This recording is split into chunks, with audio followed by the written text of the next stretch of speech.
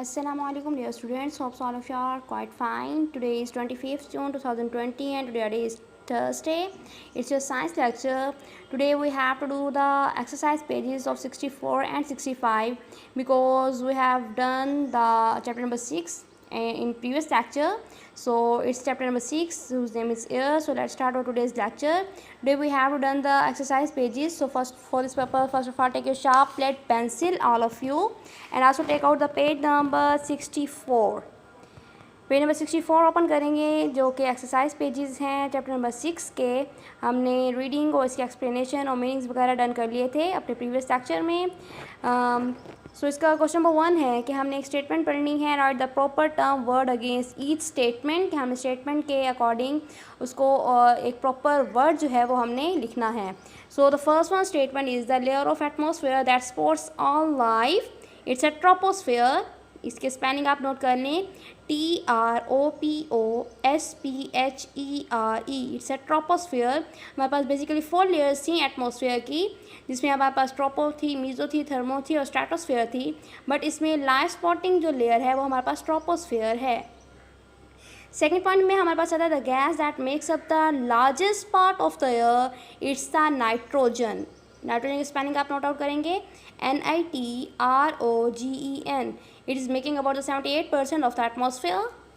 और इसके अलावा हमारे पास थर्ड वन स्टेटमेंट है the gas that makes up about 21% of the air. उन्होंने जो कंपोजिशन जो है उसकी परसेंटेज जो है वो ऑलरेडी दे दी है, हमने उस गैस का नेम बताना है। That one is the oxygen. It's oxygen, it's also a life spotting gas, के लाइफ स्पॉटिंग गैस भी ऑक्सीजन को ही कहा जाता है। ऑक्सीजन की स्पेलिंग आप लिखेंगे OXYGEN, oxygen, and it's very active gas while the nitrogen is not a active gas, कि नाइट्रोजन एक्टिव गैस नहीं है जबकि ऑक्सीजन जो है वो बहुत ही एक्टिव गैस होती है। इसके अलावा हमारे पास last one point, it's a fourth one point is the gas which is filled in soda water bottles, it's a carbon dioxide. आप CO2 लिखेंगे। अच्छा, CO2 को आपने किस तरह से, या तो इसके आप स्पेलिंग लिख लें या कार्बन डाइऑक्साइड में आप कैपिटल C कैपिटल O और यहाँ पे कॉर्नर पे 2 लिखेंगे। बहुत से बच्चे इसको इस तरह से लिखते हैं, CO2 यहाँ पे लिख देते हैं। No, it's a wrong method. आप CO2 को इस तरह से नहीं लिखेंगे। कार्बन डाइऑक्साइड को यहाँ पे 2 को हमेशा आप इसकी कॉर्नर पे लिखेंगे। It is indicating that 2 oxygen atoms are present in the carbon dioxide. 2 आप यहाँ पे लिखेंगे, यहाँ पे नहीं लिखेंगे इस तरह से। It's a wrong method. You will write it as CO and in the corner you will write a 2, यहाँ पे आप लिखेंगे। सो आपने किसी भी बच्चे ने CO2 को इस तरह से नहीं लिखना। नेक्स्ट हमारे पास क्वेश्चन नंबर 2 है, encircle the letter of the each of the best answer. So हमारे पास फर्स्ट वन स्टेटमेंट है thick blanket of air around the earth is called the, it's a B option, atmosphere. के atmosphere जो है हमारे पास अर्थ के around जो है वो एक थिक ब्लैंकेट है एयर का। नेक्स्ट हमारे पास सेकंड पॉइंट है we can produce a lot of urea fertilisers because there is a lot of nitrogen in the air.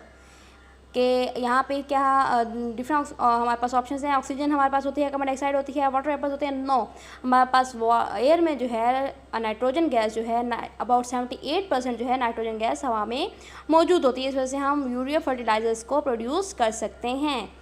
Third में हमारे पास है during their space journey rockets use the first is the option number 8 liquid oxygen.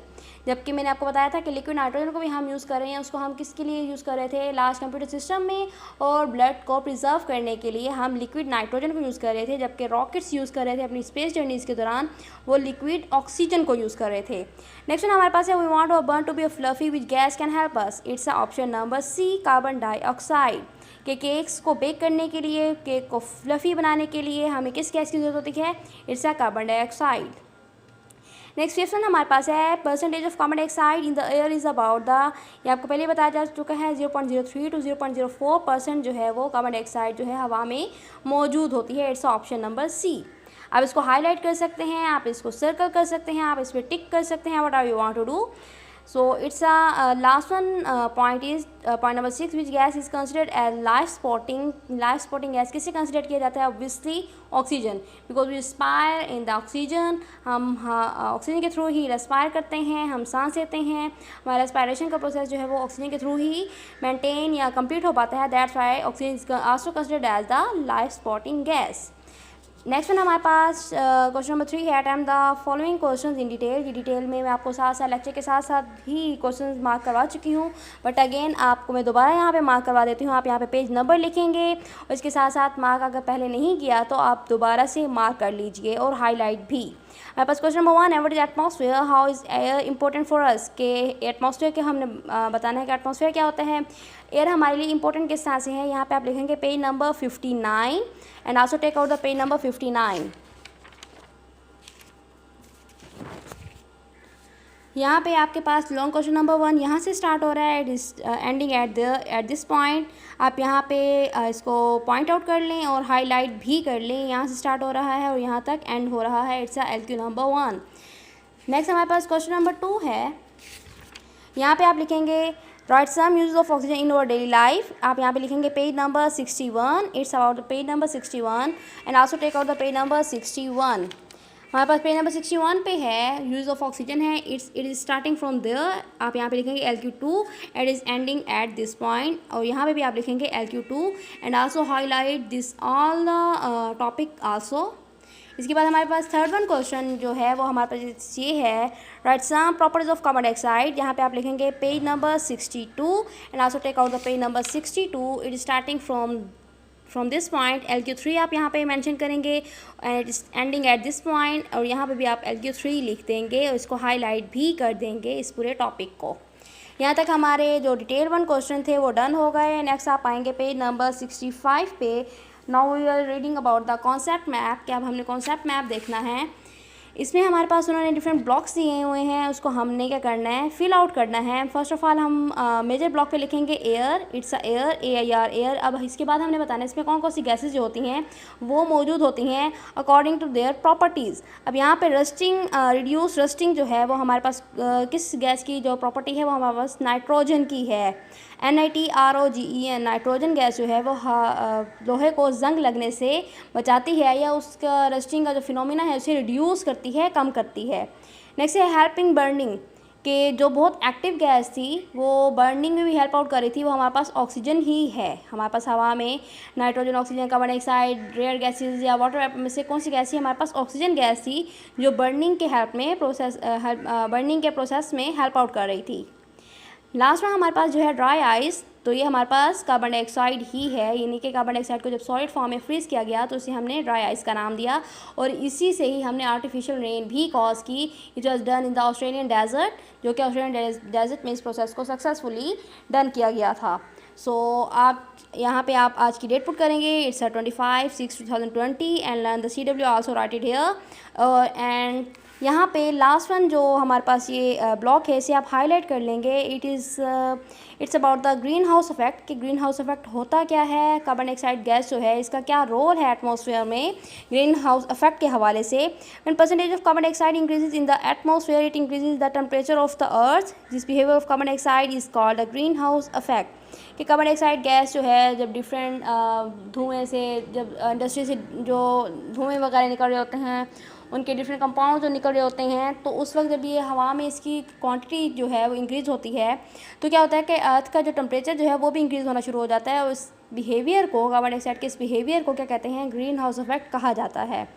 It is very important how without greenhouse effect the earth would not be warm enough for human to live, कि क्या हो कि अगर ये ना हो तो अर्थ obviously human beings को भी, हमें भी ज़िंदा रहने के लिए, अपनी एक्टिविटीज़ को परफॉर्म करने के लिए, प्लांट्स को और तमाम लिविंग ऑर्गेनिजम्स को कुछ क्वांटिटी में हीट जो है वो चाहिए होती है, हीट एनर्जी चाहिए होती है, वार्मनेस चाहिए होती है। ये अगर ये ना हो तो टोटली जो सारी एरिया है, जो फुल लाइफ जो है वो कोल्ड हो जाए, मुंजमद हो जाए, बहुत ही ज़ीरो पे टेम्परेचर चला जाए, नेगेटिव पे चला जाए। तो इस वजह से हमारे पास ग्रीन हाउस इफेक्ट जो है हमें हेल्प आउट करता है हमारी रोज़मर्रा एक्टिविटीज़ को, हमें ज़िंदा रहने के लिए, as well as for plants it's important also. But if the greenhouse effect become stronger, but जैसे कि आपने सुना है कि excess of everything is bad, कि हर चीज़ की ज़्यादती भी जो है वो बुरी होती है, बिल्कुल सुना। लेकिन ये क्वांटिटी तक, एक नॉर्मल रेंज तक जो है वो हेल्प आउट करती है, लेकिन अगर स्ट्रॉन्गर हो जाए, बहुत ज़्यादा हो जाए, बहुत ज़्यादा ज़्यादती हो जाए ग्रीन हाउस इफेक्ट की, तो क्या होता है कि वैसे क्या होगा कि जो टेम्परेचर जो है बहुत ज़्यादा बढ़ जाएगा अर्थ का। It could make the earth warmer than usual, तो क्या होगा कि अर्थ का जो टेम्परेचर जो है वो नॉर्मल रूटीन से, यूजुअलिटी से बहुत ज़्यादा इंक्रीज़ हो जाएगा, जो कि लाजमी तौर पर नुकसानदेह है।